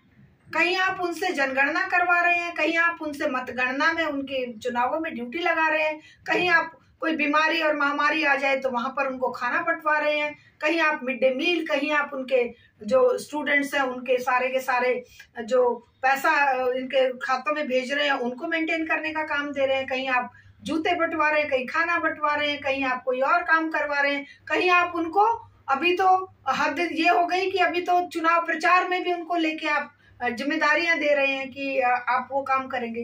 टीचर्स को पढ़ाने के अलावा बहुत सारे काम दे रखे हैं सरकारों ने, आज से नहीं पहले से भी, और अब तो और अति हो गई है। तो जब आपके पास पढ़ाने के लिए समय नहीं रहेगा और ऑफिशियल वर्क जो मतलब कागजी कार्रवाई के लिए अब ये मोबाइल और ये जो लैपटॉप और ये सब चल गए हैं, तो सरकार की खिदमत में ही लोग लगे रहते हैं कि भाई सरकार ये मांग रही है, सरकार वो मांग रही है, उधर से संसद में ये जवाब देना है, वो जवाब देना है, बच्चे नहीं पढ़ाने हैं। तो जब ये स्थिति आ गई है तो सरकारी स्कूलों में बच्चों की कमी का बहाना बनाकर कई स्कूलों को मर्ज करके एक स्कूल बना दिया, उन स्कूलों को बंद कर दिया, लाखों स्कूल पूरे देश में बंद कर दिए। हरियाणा में तो एक अजीब स्थिति बनाई है कि जो सरकारी स्कूल में बच्चा जाएगा उसको 500 रुपए फीस भरनी पड़ेगी, और जो प्राइवेट में जाएगा उसको सरकार 1100 रुपए वजीफा देगी। अब कौन पढ़ाएगा सरकारी स्कूल में? जब ये सारे सरकारी स्कूल खाली हो जाएंगे तो कहेंगे अरे सरकारी स्कूल में बच्चे नहीं है, इसलिए तो हमने वो बंद कर दिए। अब ना टीचर की जरूरत पड़ेगी, ना इंफ्रास्ट्रक्चर बनाने की जरूरत पड़ेगी, ना कोई खर्चा करने की जरूरत पड़ेगी। अब बहाना ये हो जाएगा जी स्कूल में बच्चे नहीं आ रहे, बच्चे तो अपना पढ़ रहे हैं जी, देश बहुत खुशहाल है क्योंकि बच्चे सारे प्राइवेट स्कूलों में पढ़ रहे हैं। और क्या किया है कि क्लस्टर बना रहे हैं। अब मान लो 10 किलोमीटर एरिया के अंदर जितने स्कूल हैं उन स्कूलों को एक क्लस्टर बनाकर उनके ऊपर एक प्रिंसिपल बना देंगे। उस प्रिंसिपल की अंडर में वो जो सारे स्कूलों के जो है ना हेडमास्टर या वाइस प्रिंसिपल होंगे। अब सोचिए कितनी, अच्छा एक टीचर पूरे क्लस्टर के लिए अपॉइंट करेंगे, एक दिन वो ए स्कूल में पढ़ाएगा, दूसरे दिन बी में, तीसरे दिन सी में, चौथे दिन डी में, पांचवें दिन ई में, छठे दिन एफ में। तो इस तरह से वो एक एक दिन क्लास पढ़ाएगा। एक टीचर एक स्कूल के लिए अपॉइंट नहीं होगा। कहाँ तो एजुकेशन की क्वालिटी आएगी, कहाँ बच्चों का लर्निंग होगी, कहाँ बच्चों का इमोशनल एंड सोशल बॉन्डिंग होगी टीचर के साथ। वो तो ये हो गया कि भाई ठीक है, वो जैसे किराए पे कोई आती है, वो मतलब हायर एंड फायर वाला आज इधर आया, कल इधर आया, परसों इधर आया। तो इस तरह से ये क्लस्टर सिस्टम बनाकर स्कूलों का इंफ्रास्ट्रक्चर से पीछा छूट गया सरकार के, और सरकार के टीचर के अपॉइंटमेंट से पीछा छूट गया। जिस देश में 60 करोड़ लोग बेरोजगार हैं, युवा, उनको रोजगार देने से पीछा छूट रहा है। दूसरी तरफ इंफ्रास्ट्रक्चर खड़ा करने से पीछा छूट रहा है, और तीसरी तरफ वो जो अमूल्य संसाधन है उन्हें वो बेचने के लिए बोली लगा दी है। तो इस तरह से स्कूल खत्म करने का, उन्हें बर्बाद करने का, आदिवासी और पिछड़े दलित और गांव क्षेत्र के स्कूलों को, जहां पर इन्हें पता है कि भाई अगर बच्चे के लड़कियों के लिए पास में स्कूल नहीं है तो माँ बाप पढ़ाएंगे ही नहीं। अगर दलित और आदिवासी बच्चों को टाइम जाने में ही आधा घंटा लग जाएगा तो वो तो बेचारे काम भी करते हैं और साथ में पढ़ाई भी करते हैं। तो माँ बाप कहेंगे भाई तू छोड़, तू काम ही कर ले अपना, कहीं रोटी रोजी कमा के ला। तो इस तरह से दलितों को, गरीबों को, बेटियों को और आदिवासी जंगलों में रहने वाले और आदिवासी क्षेत्रों में रहने वाले बच्चों को, जो कि 80 करोड़ के करीब है, क्योंकि 80-81 करोड़ लोगों को सरकार मुफ्त राशन प्रोवाइड करा रही है। ये सरकार के आंकड़े, हम नहीं कह रहे। उन 80 करोड़ आबादी के 80 करोड़ परिवारों को शिक्षा से वंचित करने की ये साजिश करी गई है NEP 2020 में, जिसका हम पुरजोर विरोध करते हैं। तो मैम ये तो बात रही स्कूल एजुकेशन की, तो इसके बाद जब हायर एजुकेशन की बात आती है तो उस टाइम पर बच्चों को किन चैलेंजेस का सामना करना पड़ेगा? देखिए, स्कूल लेवल पर तो बच्चा गिरते पड़ते ड्रॉप आउट हो गया या कुछ हो गया, छलनी हो गई, छटनी हो गई। अब ये तो खुद सरकारी आंकड़े हैं कि अगर मान लो 100 बच्चे दाखिल होते हैं तो 12वीं तक पहुंचते पहुंचते वो 75 रह जाते हैं या और भी कम रह जाते हैं, आई एम नॉट श्योर। और उसके बाद उच्च शिक्षा में जाते जाते तो वो 50% से भी कम रह जाते हैं। अब वो उच्च शिक्षा में जाने के लिए, जैसे हम जब पढ़ रहे थे तो जैसे हमने स्कूलिंग खत्म करी, कॉलेज का फॉर्म भरा और एडमिशन हो गया। चलो वो मेरिट शेरिट बनने लगी बाद में कि बहुत सारे बच्चे जो है बाहर से आते थे, ये होता था वो होता था, तो मेरिट वेरिट भी लग के बच्चों के एडमिशन हो जाते थे। अब इन्होंने क्या किया है, वहां पर भी एक ब्रेक लगा दिया है, वहां पर भी एक CUT नाम का दानव बैठा दिया है। CUT क्या है? Combined entrance test. CET क्या है? CUET, combined university entrance test. अब उस टेस्ट को पास करने के लिए आप सोचिए, जिन स्कूलों में, गवर्नमेंट स्कूलों में बच्चों को अलग अलग तरीके से बर्बाद करने के प्रावधान किए गए हैं, वो किसी तरह से पास भी होकर बाहर निकल गए, तो उनके लिए वो दानव जो है वो रास्ता नहीं देगा। वो कहेगा पहले मेरे से लड़, पहले मुझे पछाड़। अब उसे पछाड़ने के लिए क्या शुरू हो गया है, बच्चे स्कूल की पढ़ाई खत्म करने से पहले ही कोचिंग सेंटर और ट्यूशनों में पैसा बर्बाद करने लगते हैं। क्यों जी? CUT देना है। अब CUT में बच्चा पास हो रहा है, नहीं हो रहा है, उसका रिजल्ट कैसा आ रहा है, कैसा नहीं आ रहा है, उसके लिए फिर से 1500 रुपए फीस उसे हर सब्जेक्ट की भरनी पड़ रही है। क्या बर्बादी है बच्चों की। अब सोचिए, वो उतना करने के बाद जब कॉलेज में एडमिशन पा भी लेता है, मतलब लड़कियों के लिए कौन इतना करेगा कि उन्हें कोचिंग भी दिलवाएगा और सब्जेक्ट वाइज फीस भी भरेगा, और फिर वो एंट्रेंस दिलवाने उसे दूर दराज कहीं लेके जाना पड़ेगा। अब ये दलित, गरीब, पिछड़े, महिलाएं या अल्पसंख्यकों के बच्चों को कॉलेज शिक्षा से, हायर एजुकेशन से दूर करने का एक प्रावधान और एक साजिश नहीं तो और क्या है, बताइए। उसके बाद जो बच्चे एडमिशन पा लेंगे, वहां पर क्या किया है, multiple entry multiple exit. Multiple entry का मतलब है कि आप मान लो पहले साल में, एक तो ये कर दिया है कि BA जो हमारे टाइम में 3 साल की होती थी और 4 साल की जब इन्होंने की तो पूरी यूनिवर्सिटियों में खूब हंगामा हुआ, खूब हड़तालें हुई, विरोध हुए, प्रदर्शन हुए, तो UPA की सरकार ने उसे वापस ले लिया था दिल्ली यूनिवर्सिटी से। लेकिन अब ये सरकार ने फिर से इस NEP के माध्यम से उसको इम्प्लीमेंट करने की पूरी वो योजना बना दी है। अब उसमें क्या है कि एक बच्चा जो आधी अधूरी शिक्षा प्राप्त करके तो स्कूल से आया है, अब उसे वो यही पैटर्न कॉलेज में दे रहे हैं कि तुम पहले साल अगर तुमने फिजिक्स लिया है, फिजिक्स केमिस्ट्री बायो पढ़ा है, फिजिक्स केमिस्ट्री मैथ्स पढ़ा है, तो अगले साल उसे छोड़कर आप आर्ट्स के, कॉमर्स के सब्जेक्ट ले सकते हो। कॉमर्स लेने के बाद अगर मान लो आपको नहीं अच्छा लग रहा तो फिर से आप वही ले सकते हो। इसका मतलब ये हुआ मल्टीपल एंट्री कि आपने 1 साल इसमें कर लिया, 1 साल का कोर्स कर लिया और आपने स्कूल की, कॉलेज की पढ़ाई छोड़ दी है, तो आप जा सकते हैं, मल्टीपल एग्जिट हो सकते हो। अब वो छोड़ने के बाद आप क्या लोगे, आपका 1 साल की जो पढ़ाई हुई है उसका आपको एक सर्टिफिकेट दे दिया जाएगा कि भाई आपने 1 साल पढ़ लिया। अब अगर दूसरे साल में आपने दूसरे सब्जेक्ट से पढ़ना है तो 10 साल बाद, 5 साल बाद, 7 साल बाद आप आके फिर से एंट्री ले सकते हो, सेकेंड ईयर में दाखिल हो सकते हो। सेकेंड ईयर में कोई और सब्जेक्ट लेके पढ़ सकते हो। अब वो सब्जेक्ट लेके पढ़ेगा, कितना पढ़ा कितना नहीं पढ़ा, वो सेकेंड ईयर के बाद वो फिर छोड़ना चाह रहा है, तो फिर आपको एक डिप्लोमा सर्टिफिकेट दे दिया जाएगा। मतलब पहले साल में सर्टिफिकेट, फिर उसमें डिप्लोमा सर्टिफिकेट, फिर 3 साल अगर आपने पढ़ लिया तो आपको एडवांस डिप्लोमा का सर्टिफिकेट दे देंगे। सब्जेक्ट आप चेंज करते रहिए, जो मर्जी आए कुछ भी पढ़िए, और फिर आप जो है 3 साल के बाद आप एक एडवांस डिप्लोमा का सर्टिफिकेट लेके चले जाइए।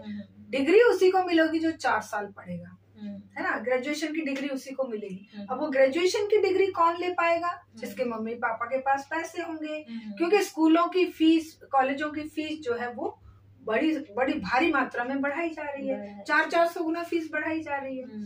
तो ये मल्टीपल एंट्री मल्टीपल एग्जिट का जो एक ड्रामा है वो गरीब बच्चों को दूर कर देगा, चाहे वो किसी भी धर्म या जाति संप्रदाय के हों। बेटियों को दूर कर देगा, क्योंकि बेटियों की शादी तब तक रुकी रहती थी कि बच्चा ग्रेजुएशन कर रही है बेटी, चलो इसके बाद शादी कर देंगे। लेकिन अब कहेंगे अरे कोई बात नहीं, फिर से जाके पढ़ लेगी, 1 साल एंट्री ले ली, फिर अगले साल शादी होगी, फिर तीसरे साल बच्चा होगा, चौथे साल जाके फिर पढ़ लेगी। तो बच्चे पढ़ेंगे कैसे? नहीं पढ़ पाएंगे। तो इस तरह से मल्टीपल एंट्री मल्टीपल एग्जिट एक और भयंकर मुसीबत। और तीसरा फिर क्या कर दिया है कि आपका एकेडमिक बैंक ऑफ क्रेडिट बना दिया है कि आपके नंबर जो है वो बैंक में जमा होंगे, जैसे रुपए पैसे जमा होते हैं। अब वो बताइए, वो बैंक में जमा करने के लिए क्या ये फ्री में जमा कर देंगे? उस पर फिर ये पैसे लेंगे। और भाई एकेडमिक बैंक ऑफ क्रेडिट का मतलब क्या है? तुम सीधे सीधे इस एक ऐसे देश में जहाँ बच्चों को जानकारियां नहीं है, जहाँ पेरेंट्स बेचारे ये अपना खर्चा खुद निकालें।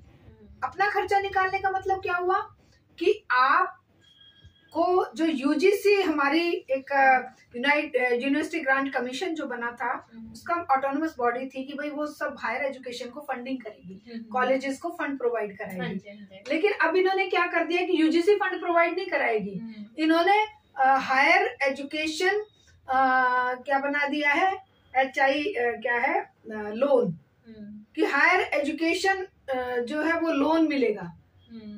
HIF higher education funding agency, कि आप हायर एजुकेशन करने जाओगे तो आपको लोन लेना है, और वो लोन जब आप जॉब लगेगी तो चुका देना। अब सोचिए, जॉब मार्केट में जॉब ही नहीं है, और फीस ये इतनी बढ़ा दे रहे हैं कि इंस्टीट्यूट को कह रहे हैं कि भाई ये जो फीस है ना, इसी से तुम प्रोफेसर की फीस मतलब तनख्वाहें निकालो, और इसी से तुम इंफ्रास्ट्रक्चर डेवलप करो, इसी से तुम्हारा सारा कॉलेज या यूनिवर्सिटियां चलाओ।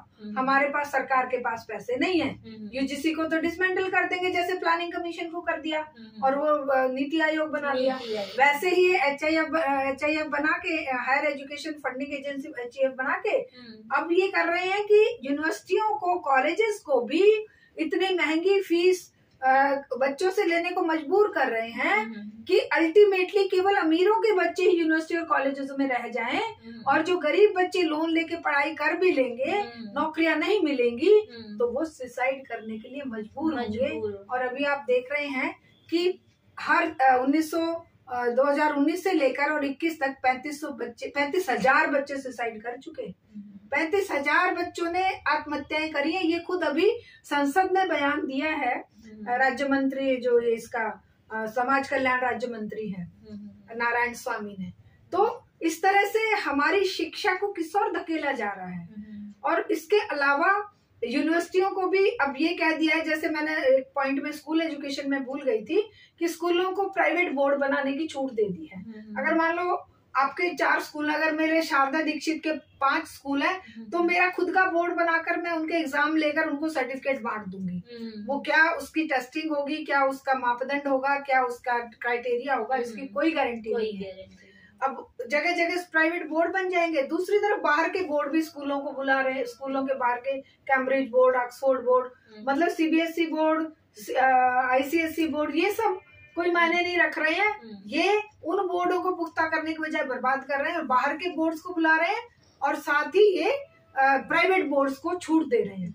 एग्जैक्टली ऐसे ही ये क्या कर रहे हैं कि हर कॉलेज को अपने आप में यूनिवर्सिटी बनने की छूट दे रहे हैं कि तुम जो हो एफिलिएशन खत्म तुम्हारा। जैसे मान लो बहुत सारे कॉलेजेस थे जो कि इससे दिल्ली यूनिवर्सिटी से एफिलिएटेड है, या मान लो दूसरी यूनिवर्सिटियों से एफिलिएटेड है, एफिलिएशन खत्म, अब तुम अपनी यूनिवर्सिटी बना लो, कॉलेजेस को कह रहे हैं। अब वहां पर क्या होगा, इसके अलावा वो कह रहे हैं बाहर की यूनिवर्सिटियां भी भारत में इनवाइटेड हैं। बाहर की कौन सी यूनिवर्सिटियां आएंगी? क्या कैम्ब्रिज उठकर आएगी या कोई दूसरी बढ़िया यूनिवर्सिटी उठ के आएगी?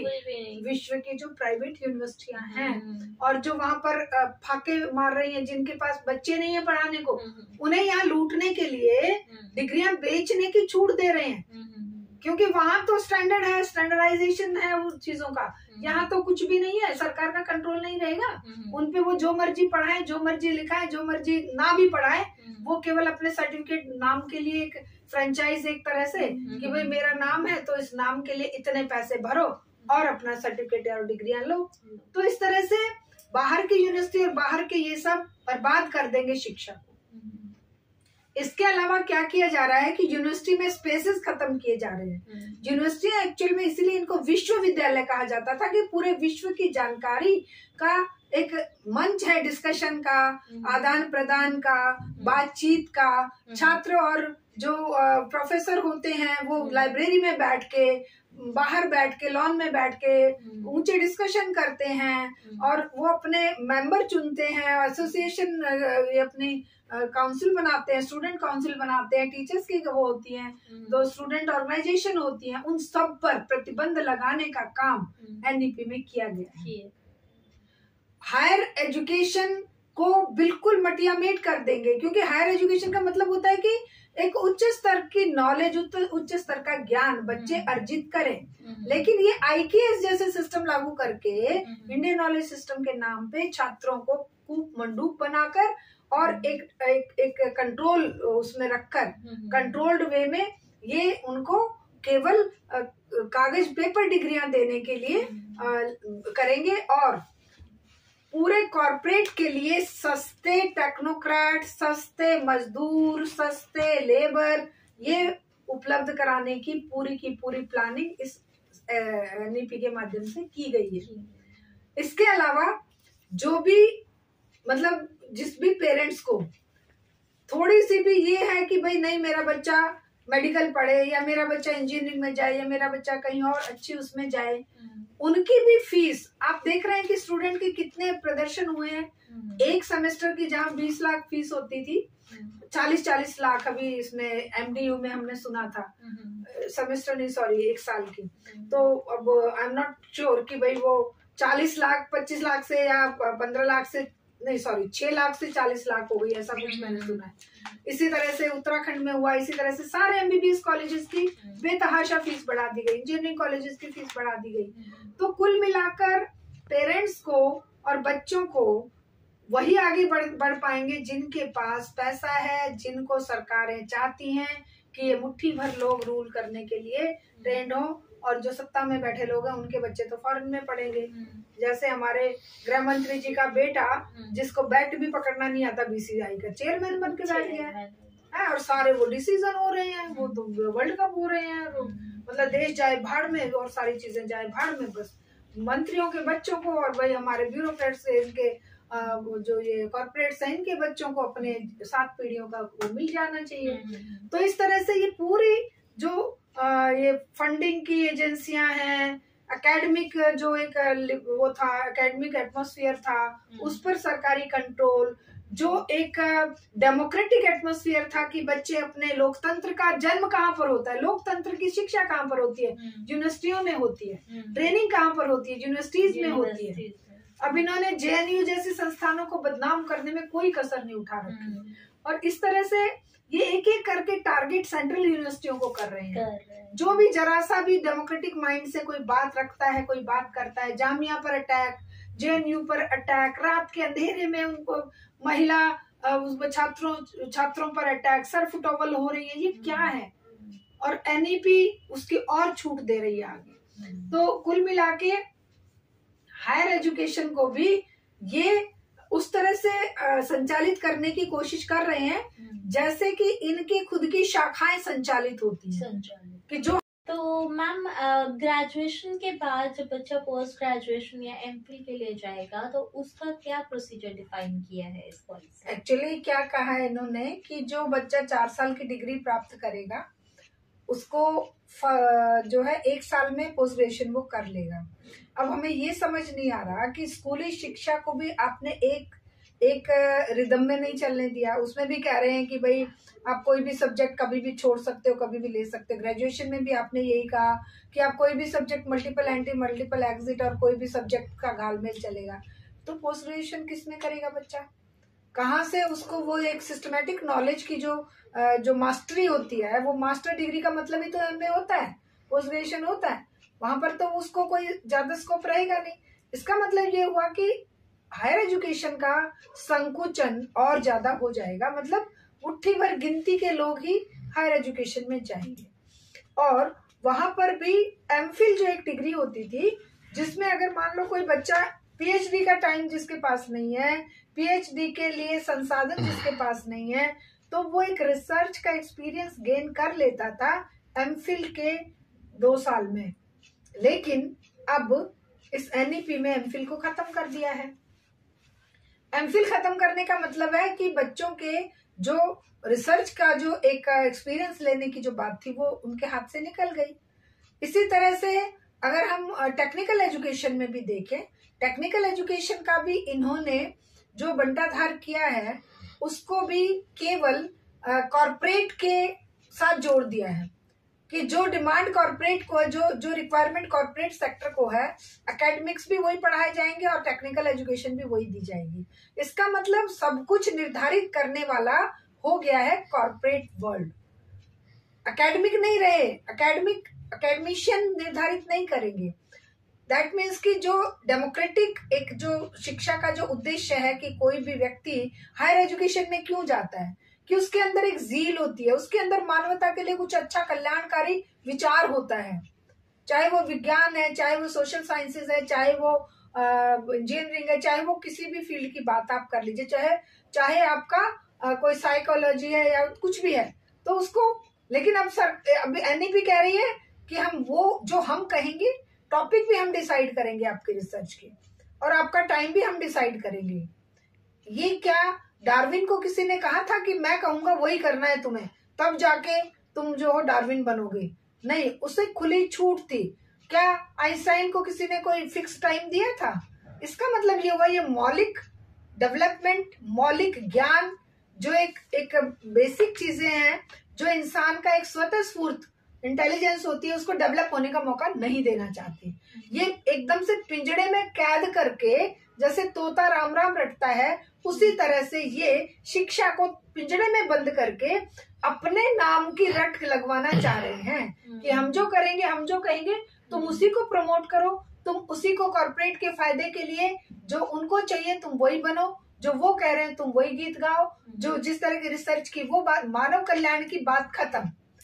अब ये जो हमारी इसकी साइंस के लिए जो फंडिंग होती थी, ये साइंस की जो, चाहे ये सीबीटी थी या क्या क्या क्या एजेंसियां हैं, CSIR है, या जैसे ये हैं अपने मेडिकल साइंस के लिए दूसरे ऑर्गेनाइजेशन है, उन सबको खत्म करने की बात कर रहे हैं। ये कह रहे हैं कि साइंस एजुकेशन के लिए कॉर्पोरेट और सरकार के सहयोग से एक हम एजेंसी बनाएंगे, जिसमें से जो रिसर्च होगी उस रिसर्च को कॉर्पोरेट भी फ्रीली यूज कर पाएगा।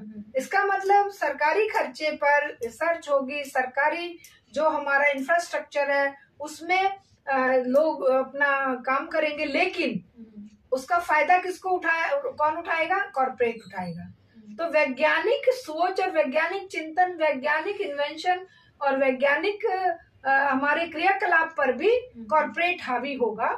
और अभी आप देख रहे हैं कि टीचर एजुकेशन में भी जो इनके इंस्टीट्यूशन है, जैसे बीएड के कॉलेजेस हैं, बीएड को इन्होंने क्या कर दिया है कि 12वीं के बाद सीधा बच्चा जाएगा 4 साल के लिए, उसे बीएड करके बाहर निकलेगा, उसमें वो और अदरवाइज 2 साल की बीएड कर दी है। और टीचर के अपॉइंटमेंट में भी इतने रिस्ट्रिक्शन लगा दी हैं कि फीडबैक जो मिलेगा वो लोकेलिटी देंगी, लोकेलिटी फीडबैक देंगी कि ये टीचर किसी लायक है कि नहीं है। बच्चे फीडबैक देंगे और मैनेजमेंट फीडबैक देगा, और उसमें उस क्षेत्र के MP, MLA और काउंसलर वो फीडबैक देंगे। इसका मतलब टीचर की गर्दन जो है वो इन लोगों की मुट्ठी में रहेगी। वो फीडबैक कौन सा देंगे कि भाई ये हमारी विचारधारा से मेल खाता है और ये मेल खाता नहीं है, उसको निकाल बाहर करो। तो इस तरह से 2 साल के प्रोबेशन में उसको निकाल बाहर करेंगे। इसी तरह से हायर एजुकेशन के टीचर्स के साथ करेंगे, इसी तरह स्कूल एजुकेशन के टीचर्स के साथ करेंगे। और स्कूल एजुकेशन में तो और इन्होंने क्या बर्बादी की है कि स्वयं सेवकों की भर्ती करेंगे जो इनको जो ड्रॉप आउट की समस्या को खत्म करने के लिए, लर्निंग क्राइसिस को खत्म करने के लिए ये सरकार एक्सेप्ट कर रही है, ये एनईपी एक्सेप्ट कर रही है कि इंडिया में लर्निंग क्राइसिस है। लर्निंग क्राइसिस के लिए जिम्मेदार उसको नहीं मान रहे कि भाई जो नो डिटेंशन पॉलिसी ने बर्बाद करके रख दिया है पूरे लर्निंग प्रोसेस को। ये कह रहे हैं कि इसलिए लर्निंग प्रोसेस जो है वो स्लो है और इसलिए लर्निंग क्राइसिस है कि ये जो गरीब बच्चे हैं ना, इनका न्यूट्रिएंट्स नहीं मिले हुए, इनका मेंटल डेवलपमेंट नहीं हुआ, इस मारे ये सीख नहीं पा रहे जल्दी से। वो ये नहीं बता रहे हैं कि भाई गरीबी का कारण तो ये व्यवस्था है। वो ये नहीं बता रहे हैं कि गरीबी के कारण अगर बच्चा सरकारी स्कूलों में जाता है और उसे वहाँ पर एटमॉस्फेयर पढ़ाई का नहीं मिलता है, बिना पढ़े पास करने की व्यवस्था मिल जाती है, तो वो कैसे पढ़ेगा, कैसे वो लर्न करेगा। अब उस लर्निंग क्राइसिस का समाधान क्या ढूंढा है कि हम जो है सोसाइटी में से वो ढूंढेंगे, क्या होते हैं स्वयं सेवक, वो स्वयं सेवक फ्री सेवा देंगे और तब बच्चे लर्निंग से करेंगे।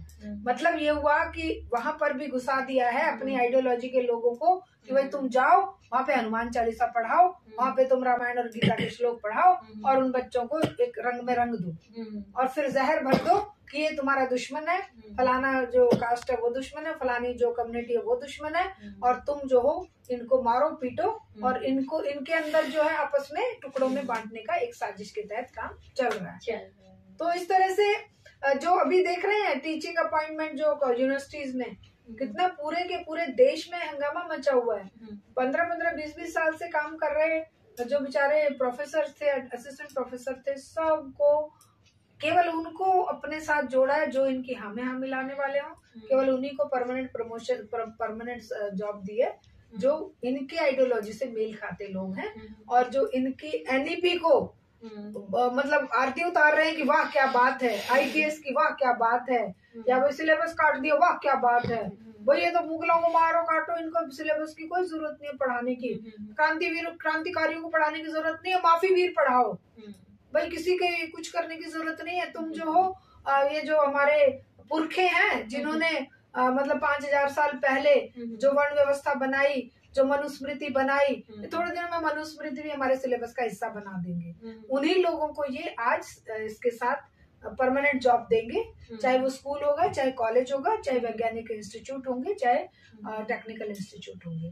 तो इस तरह से ये हमारे शिक्षा को बर्बाद करने की एक बहुत बढ़िया प्लानिंग इन्होंने, इनके पॉइंट ऑफ व्यू से बढ़िया, और हम कहेंगे कि हमारे पॉइंट ऑफ व्यू से विध्वंसक, विनाशकारी और शिक्षा को बर्बाद करने वाली नीति इन्होंने बनाई है। तो मैम ये तो आपने हमें पूरी डिटेल्स आपने हमें इसका बता दिया और हमें काफ़ी जानकारी भी इसके मिली। तो अब हम डिस्कस करना चाहेंगे इसके अडॉप्शन एंड इम्प्लीमेंटेशन के ऊपर। तो ऐसा है जी, अडॉप्शन एंड इम्प्लीमेंटेशन जो एक सर्वसम्मति से जनता के बीच में पब्लिक डोमेन में डिस्कशन के बाद जो चीजें डेमोक्रेटिक सिस्टम में निकल कर आनी चाहिए थी वो तो हुई नहीं। ये तो एक तरह से थोपी जा रही है, और उस थोपने के लिए भी जिस इंफ्रास्ट्रक्चर की जरूरत है, जिस पैसे की जरूरत है, हम चलो इनकी बात बड़ी करते हैं, ये कह रहे हैं कि ये क्रांतिकारी परिवर्तन है। उस क्रांतिकारी परिवर्तन के लिए जो पैसा चाहिए, जो फंडिंग चाहिए, वो कहाँ से आएगी? आप देख रहे हैं कि बजट में हर साल शिक्षा के बजट को घटाते जा रहे हैं। पहले 100 करोड़ का बजट होता था, फिर वो 93 करोड़ पे आ गया, और इस बजट में तो और भी कम हो गया है। तो शिक्षा के लिए आप पैसा नहीं देंगे, बजट नहीं देंगे। और ये जो मैं फिगर बता रही हूँ, if I am not wrong, इसमें इंक्लूड है वो मिड डे मील भी, इसमें इंक्लूड है टीचर्स की सैलरी भी, इसमें इंक्लूड है इंफ्रास्ट्रक्चरल डेवलपमेंट भी। शिक्षा पर खर्च करने वाला पैसा नहीं है कि जिसको हम कहें कि भाई ये विद्यार्थियों के डेवलपमेंट के लिए और भाई किसी स्पेशल रिसर्च के लिए खर्च किया जाने वाला पैसा है ना।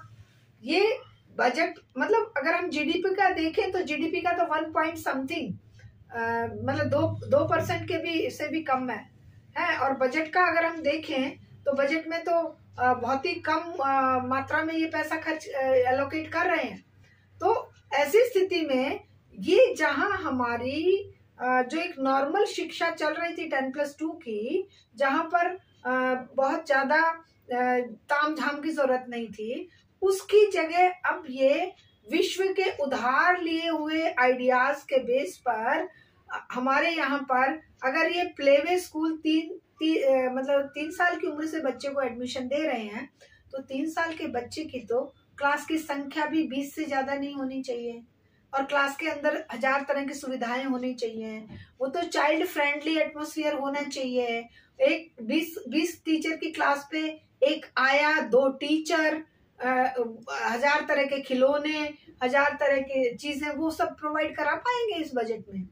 और क्या ये जगह जगह पर जो जिस तरह से आंगनबाड़ियां और ये सब चल रहा है, उनकी हालत इतनी दुर्दशा है है कि वहां पर वो आंगनबाड़ी कार्यकर्ता जो है और 50 कामों उनके ऊपर डाल दिए जाते हैं। वो ना बच्चों को संभाल पाती हैं, वो खाली कागजी कार्रवाई कर करके इनके खाते जमा कराती रहती हैं और उस पर ये खुश होते रहते हैं कि इतने बच्चे एनरोल्ड हैं। इसी तरह से व्यावसायिक शिक्षा की बात कर रहे हैं। व्यवसाय क्या सिखाएंगे जब ये तुम्हारे पास डेस्क तो है नहीं बच्चों को बिठाने के लिए, है बच्चों को बैठने के लिए जो सुविधाएं चाहिए, टॉयलेट है नहीं बच्चों गर्ल्स और बॉयज के लिए अलग अलग, तुम्हारे पास तो कमरे तो है नहीं बच्चों को बिठाने के लिए। तुम उन सबकी कमी पूरा करने के लिए जो बजट चाहिए वो तो नहीं प्रोवाइड करा रहे हो।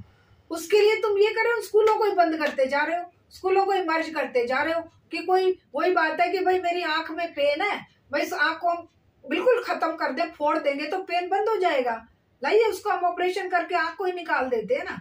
तो यही काम सरकार कर रही है, पेन को खत्म कर दे, क्योंकि पेन जो है वो है ही समाज में एक दर्द है कि सरकार शिक्षा पर ध्यान नहीं दे रही है। हमारे बच्चे जो है वो सुबह से शाम तक पैर से पैर मारते घूमते हैं, सड़क पे जाके देख लो आपको सैकड़ों बच्चे भीख का कटोरा लेके आपके आगे खड़े मिल जाएंगे। वो 76 साल में सरकार नहीं कर पाई। अब सरकार नई शिक्षा नीति के तहत एक काम तो बड़े अच्छे से कर देगी। वो क्या कर देगी कि वो जो जहां जहां पर कंप्लेंट आ रही थी, टीचर नहीं है, इंफ्रास्ट्रक्चर नहीं है, हमारे पास सुविधाएं नहीं है, पीने के पानी की व्यवस्था नहीं है, एक एक टीचर 5-5 क्लास को पढ़ा रहा है, मतलब 1.5-2 लाख स्कूल ऐसे हैं, मैं बल्कि कम संख्या बता रही हूँ, बहुत सारी बड़ी संख्या में, लाखों की संख्या में ऐसे स्कूल हैं जहाँ एक टीचर 1st से लेकर 5th तक की क्लास पढ़ा रहा है। और वो क्लास पढ़ा नहीं रहा है, साथ में वो लिखाई पढ़ाई का, एडमिनिस्ट्रेशन का और 70 काम निपटा रहा है।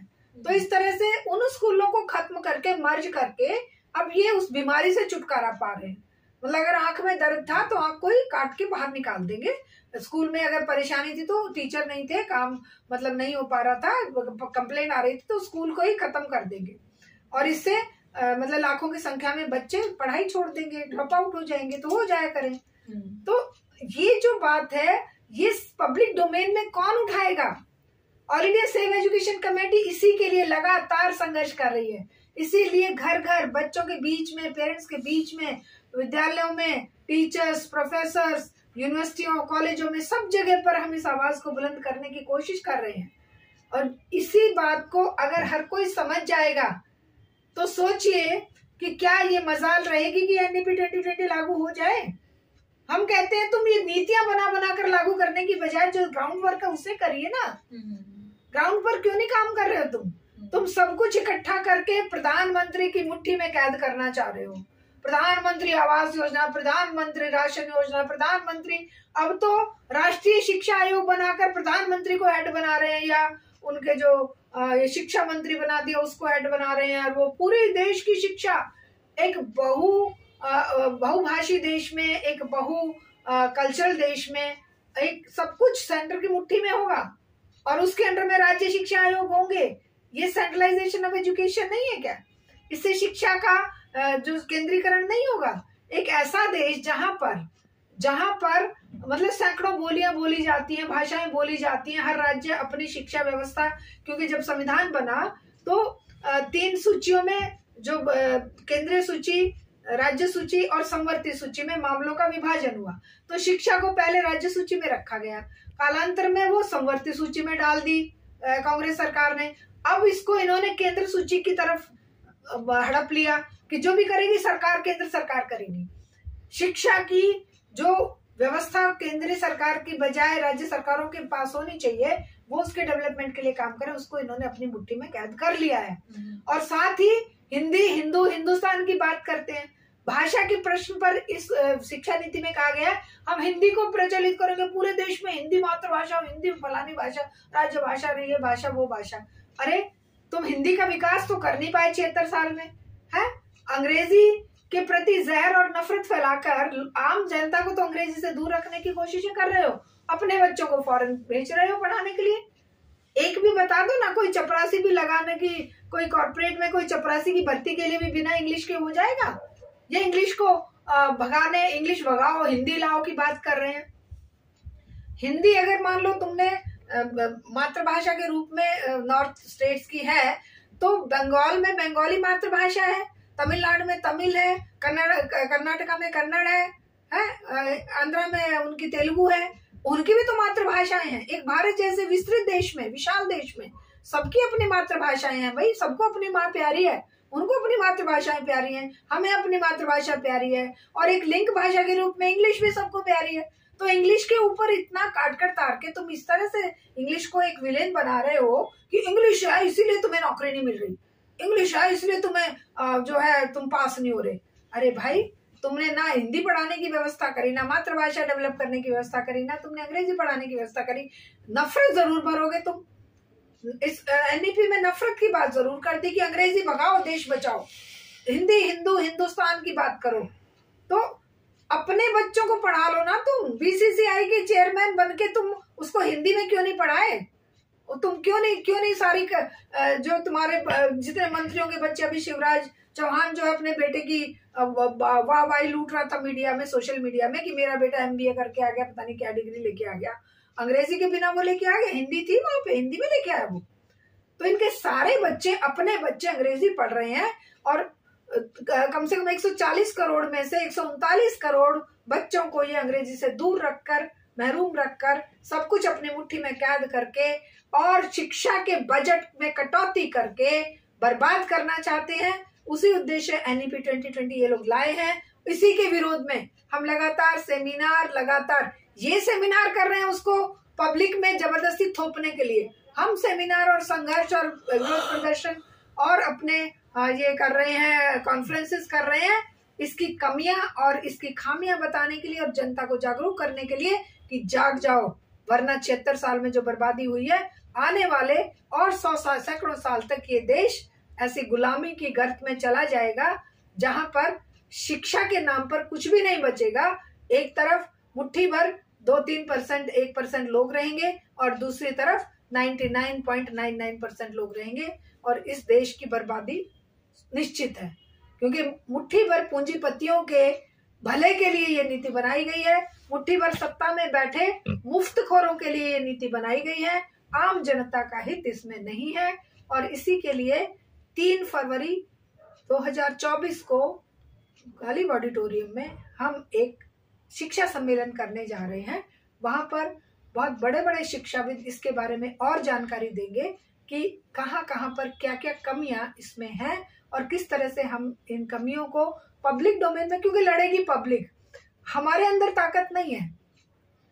जितनी ताकत सरकार में है, जितनी ताकत ब्यूरोक्रेसी में है, जितनी ताकत इनके पूरे तामझाम में है, उससे 1000 गुना ताकत जनता में है। जनता जिस दिन हुंकार भरेगी, जनता जिस दिन इन कमियों खामियों को पहचान कर अपनी आवाज बुलंद करने के लिए, शिक्षा के लिए लड़ेगी, शिक्षा की आवाज बुलंद करेगी, तभी हम सोचते हैं, तभी हम समझते हैं कि वो नवजागरण काल के मनीषियों के जो संघर्ष का अधूरा सपना है, वो जो उनका अधूरा संघर्ष रह गया है, उसको हम परिणति तक पहुंचाएंगे, उसको हम एक सुंदर मुकाम पर ले जाकर खड़ा करेंगे। Thank you so much ma'am, आप हमारे शो पर आए और आपने हमारे दर्शकों को इतनी जानकारी दी, और उम्मीद है कि और भी नए समसामयिक विषयों पर हम इसी प्रकार चर्चा करते रहेंगे, मुद्दे की बात शारदा के साथ हमारे इस टॉक शो में। और उम्मीद है कि दर्शकों को भी हमारा ये वीडियो भी पिछले वीडियो की तरह और ज़्यादा पसंद आएगा, और हमारे पास और ज़्यादा रिस्पॉन्सेस आएंगे। Thank you so very much ma'am, thank you so very much viewers, thank you all. और एक संदेश हम भी देना चाहेंगे, जो नेहा जी जिस तरह का प्रयास कर रही हैं, आप सभी इस चैनल को लाइक, शेयर और कीजिए, सब्सक्राइब करिए, जिससे कि ये संदेश जो एक सेल्फलेस सर्विस ये दे रही हैं, वो हर एक इंसान तक पहुंचे और हर कोई इस बारे में जानकारी प्राप्त करे। Thank you so much.